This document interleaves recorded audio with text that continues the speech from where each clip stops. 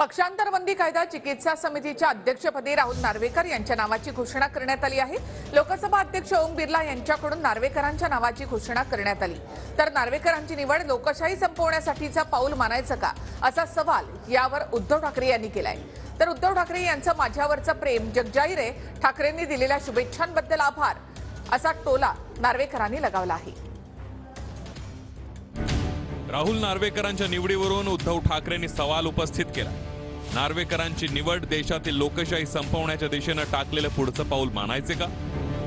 राज्यात नुकताच परिशिष्ट 10च्या चिंधड्या उडवून जो उफराडा निर्णय नार्वेकरांनी दिला, प्रकरण सर्वोच्च न्यायालयात असताना ही नेमणूक करणं म्हणजे न्यायालयावर दडपण आणण्याचाच प्रकार समजावा लागेल। आम्ही न्यायालयाहून मोठे, आम्ही म्हणू ते संविधान, तोच कायदा यापुढे देशात असेल असं म्हणणारे कोणीही असेल तर त्याला डॉक्टर बाबासाहेबांनी दिलेल्या संविधानाची आणि लोकशाहीची ताकद दाखवावीच लागेल, अन्यथा देशात लोकशाहीची हत्या होऊन बेबंदशाही येईल। उद्धव ठाकरेंचं माझ्यावरचं प्रेम जगजाहीर आहे, त्यामुळे याच्यावरती काही मी विशेष बोलू इच्छित नाही। त्यांनी दिलेल्या शुभेच्छांबद्दल मी त्यांचे आभार मानतो। एवढंच सांगू इच्छितो, आपल्या राज्यातील आपल्या सहकार्याला अखिल भारतीय ही समिती जी आहे त्याची एखादी जबाबदारी प्राप्त झाल्यानंतर खरं तर राज्यासाठी गौरवशाली असा क्षण आहे, ज्यांना आपल्या राज्याबद्दल किंवा आपल्या राज्यातील व्यक्तीबद्दल अस्मिता नाहीये।